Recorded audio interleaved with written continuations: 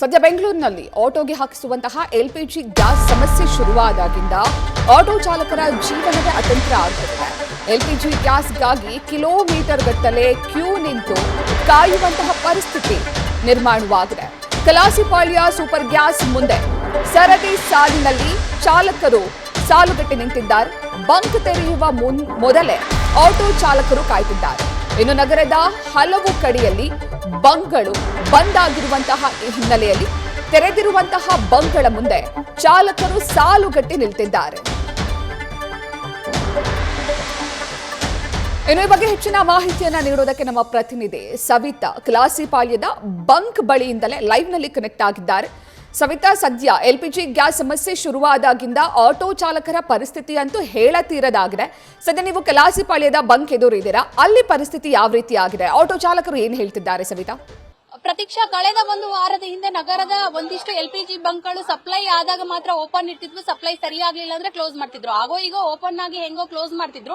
ಆದ್ರೆ ನಗರದ ಬಹುತೇಕ ಎಲ್ಪಿಜಿ ಬಂಕ್ಗಳು ಕ್ಲೋಸ್ ಆಗಿದ್ದಾವೆ. ಅಲ್ಲೂ ಇಲ್ಲೋ ಒಂದ್ ಕಡೆ ಓಪನ್ ಇರೋ ಕಡೆ ಸಾಕಷ್ಟು ಸಂಖ್ಯೆಯಲ್ಲಿ ಆಟೋ ಚಾಲಕರು ಕ್ಯೂ ನಿಂತಿದ್ದಾರೆ. ಸದ್ಯ ನಾನು ಕಲಾಸಿಪಾಳ್ಯದ ಸಿಗ್ನಲ್ ಬಳಿ ಇದ್ದೀನಿ, ದೃಶ್ಯದಲ್ಲಿ ತೋರಿಸ್ತಾ ಹೋಗ್ತೀನಿ. ಈ ಭಾಗದಲ್ಲಿ ನೋಡಬಹುದು ಯಾವ ರೀತಿಯಾಗಿ ಒಂದು ಆಟೋ ಚಾಲಕರು ಸಾಲುಗಟ್ಟಿ ನಿಂತಿದ್ದಾರಂತ. ಬಹುತೇಕ ಈ ಸರೌಂಡಿಂಗ್ ಈ ಒಂದು ಬಂಕ್ ಓಪನ್ ಇರೋ ಕಾರಣದಿಂದಾಗಿ ಎಲ್ಲ ಚಾಲಕರು ಈ ಕಡೆನೆ ಬರ್ತಾ ಇದ್ದಾರೆ. ರಾತ್ರಿಯಿಂದನೇ ಆಟೋ ಚಾಲಕರು ಕ್ಯೂ ನಿಲ್ಲುವಂತಹ ಪರಿಸ್ಥಿತಿ ನಿರ್ಮಾಣ ಆಗಿದೆ. ರಾತ್ರಿ ಇಡೀ ಕ್ಯೂ ನಿಂತ್ರೂ ಕೂಡ ಎಲ್ಪಿಜಿ ಸಿಗ್ತಾ ಇಲ್ಲ. ಅದರಲ್ಲೂ ಲಿಮಿಟೇಷನ್ ಇದೆ. 500, 600, 700 ಒಳಗೆ ಮಾತ್ರ ಹಾಕ್ತಾರೆ. ಅಷ್ಟರಲ್ಲಿ ದುಡಿಮೆ ಮಾಡ್ಲಿಕ್ಕೆ ಆಗಲ್ಲ. ಇದ್ರ ಸಂಕಷ್ಟ ನಮಗಷ್ಟೆಲ್ಲ ಕುಟುಂಬಕ್ಕೂ ತಟ್ತಾ ಇದೆ ಅಂತ ಹೇಳ್ತಾ ಇದ್ದಾರೆ. ಸದ್ಯ ಆಟೋ ಚಾಲಕರು ಇದ್ದಾರೆ, ಅವ್ರನ್ನೇ ಮಾತಾಡ್ಸೋಗ್ರೆ. ಎಷ್ಟೊತ್ತಾಯ್ತು ಸರ್ ಕ್ಯೂ ನಿಂತು? 1 hour ಆಯ್ತು ಮೇಡಮ್. ಸಿಗ್ತಾ ಇದೆನಾ? ಹೆಂಗೆ ಸಿಗ್ತಾ ಇಲ್ಲ ಮೇಡಮ್. ಒಂದೊಂದ್ಸಲಿ ಹೋಗ್ಬಿಟ್ರೆ 4-5 ಅವರ್ ಕಾಯ್ಬೇಕು. ಅದು ರೇಟ್ಗಳು ಜಾಸ್ತಿ ಮಾಡಿದ್ದಾರೆ. ಗ್ಯಾಸ್ ಸಿಗ್ತಾ ಇಲ್ಲ. ನಾವು ಎಷ್ಟಿತ್ತು ಸರ್ ಲಾಸ್ಟ್ ವೀಕ್? ಈಗ ಎಷ್ಟು ಮಾಡಿದ್ದಾರೆ ಮೇಡಮ್? ಲಾಸ್ಟ್ ವೀಕ್ ಬಂದು 80 rupees ಇತ್ತು. ಇವಾಗ ಬಂದ್ಬಿಟ್ಟು ನಿನ್ನೆ ಅಲ್ಲಿ ಕ್ಯಾರ್ಪುರಂ ಅಲ್ಲಿ ಬಂದು 120 ಮಾಡಿದ್ರು. ಇವಾಗ ಇಲ್ಲಿ ಎಷ್ಟಾಕಿದಾರೋ ಗೊತ್ತಿಲ್ಲ. ಇವಾಗ ಹೋಗಿ ಹಾಕಿದ್ರೆ ಗೊತ್ತಾಗುತ್ತೆ ಏನ್ ರೇಟ್ ಅಂತ. ಸರ್, ಈಗಿನ ಸಿಚುಯೇಷನ್ ನೋಡಿದ್ರೆ ಬಾಡಿಗೆ ಹುಡ್ಕೋಕ್ಕಿಂತ ಗ್ಯಾಸ್ ಹುಡ್ಕೋದೇ ಆಗಿದೆ. ಊಟ ಮಾಡಕ್ಕೂ ಆಗ್ತಾ ಇಲ್ವಲ್ಲ ಮೇಡಮ್. ಫ್ಯಾಮಿಲಿ ಕೂರ್ಸ್ಕೊಂಡು ನಿಂತಿದ್ವಿ ಕ್ಯೂ ಅಲ್ಲಿ. ಈ ತರ ಪ್ರಾಬ್ಲಮ್ ಆಗಿದೆ. ಗೌರ್ಮೆಂಟ್ ನಿದ್ದೆ ಮಾಡ್ತಾ ಇದೆ, ಏನು ಮಾಡಕ್ಕಾಗಲ್ಲ. ಅದೇ ಅವಾಗ ಮೋದಿ ಅವರು 14 ಕೆಜಿಗೆ 60 ರೂಪಾಯಿ ಮಾಡಿದ್ರು ಅಂತ ಸಿದ್ದರಾಮಯ್ಯ ಅವ್ರು ಕೂಗಾಡಿದ್ರು. ಇವಾಗ ನಮ್ 1 ಕೆಜಿಗೆ 60 ರೂಪಾಯಿ ಮಾಡಿದಾರೆ. ಇವಾಗ ಏನ್ ಮಾಡ್ತಾವ್ರು? ನಿದ್ದೆ ಮಾಡ್ತಾವ್ರ ಅವರು? ಸಮಸ್ಯೆ ಇಲ್ಲ, ನಿಭಾಯಿಸ್ತಾ ಇದ್ದೀವಿ, ಒಂದ್ ಹಂತಕ್ಕೆ ತಂದಿದೀವಿ ಅಂತಾರೆ. ಯಾರು?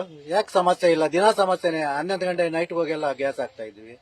ದಿನ ಸಮಸ್ಯೆನೇ ಇದೆ. ಬಾಡಿಗೆ ಹೊಡಿಯಕ್ ಆಗ್ತಾ ಇಲ್ಲ. 1000 ರೂಪಾಯಿ ಗ್ಯಾಸ್ ಹಾಕಿದ್ರೆ ಇನ್ನ 500 ರೂಪಾಯಿ ದುಡಿತೀವಿ. ತಿರ್ಗಾ 1000 ರೂಪಾಯಿ ಗ್ಯಾಸ್ ಹಾಕ್ಬೇಕು. ಈ ಒಂದು ಭಾಗದಲ್ಲಿ ನೋಡಬಹುದು, ಒಂದೊಂದಾಗಿ ಕ್ಯೂ ಪ್ರಕಾರ ಒಳಭಾಗದಲ್ಲಿ ಬಿಡ್ತಾ ಇದ್ದಾರೆ. ಈ ಒಂದು ಕ್ಯೂ ನ ನೋಡ್ತಾ ಹೋದ್ರೆ ಕಿಲೋಮೀಟರ್ ಗಟ್ಲೆ ಇದೆ. ಅಂದ್ರೆ 3-4 ಕಿಲೋಮೀಟರ್. ಪ್ರಮುಖವಾಗಿ ಆಟೋ ಚಾಲಕರಿಗೆ ಮಾತ್ರ ಅಲ್ಲದೆ ವಾಹನ ಸವಾರರಿಗೂ ಈ ಒಂದು ಎಫೆಕ್ಟ್ ಆಗ್ತಾ ಇದೆ ಅಂತ ಹೇಳ್ಬೋದು. ಮುಖ್ಯ ರಸ್ತೆಯಲ್ಲಿ ಇಷ್ಟೊಂದು ಸಂಖ್ಯೆಯಲ್ಲಿ ಆಟೋ ಕ್ಯೂ ನಿಂತಾಗ ಟ್ರಾಫಿಕ್ ಸಮಸ್ಯೆ ಉಂಟಾಗ್ತಾ ಇದೆ. ಜೊತೆಗೆ ಬೇಕಾದಾಗ ಎಲ್ಪಿಜಿ ಕೂಡ ಸಿಗ್ತಾ ಇಲ್ಲ. ಅಲ್ಲೋ ಇಲ್ಲೋ ಒಂದು ಬಂಕ್ಗಳು ಓಪನ್ ಇರೋದ್ರಿಂದ ಸಾಕಷ್ಟು ಸಂಖ್ಯೆಯಲ್ಲಿ ಆಟೋ ಚಾಲಕರು ಆ ಭಾಗದಲ್ಲಿ ಬರ್ತಾ ಇರೋ ಕಾರಣದಿಂದಾಗಿ ಸಿಗ್ತಾ ಇಲ್ಲ. ಸೊ ಜೊತೆಗೆ ದುಬಾರಿ ಆಗಿದೆ, ದುಡಿಮೆ ಆಗ್ತಿಲ್ಲ. ಸಾಕಷ್ಟು ಸಂಕಷ್ಟವನ್ನ ಈ ಒಂದು ಸಮಯದಲ್ಲಿ ಅಂದ್ರೆ ಎಲ್ಪಿಜಿ ಅಭಾವದಿಂದ ನಮ್ಮ ಜೀವನಕ್ಕೆ ತಟ್ತಾ ಇದೆ. ಖಾಲಿ ಹೊಟ್ಟೆಯಿಂದ ಓಡಾಡ್ತಿದೀವಿ ಅನ್ನೋ ಆಕ್ರೋಶನ ಹೊರ ಹಾಕ್ತಾ ಇದ್ದಾರೆ. ಪ್ರತೀಕ್ಷಾ.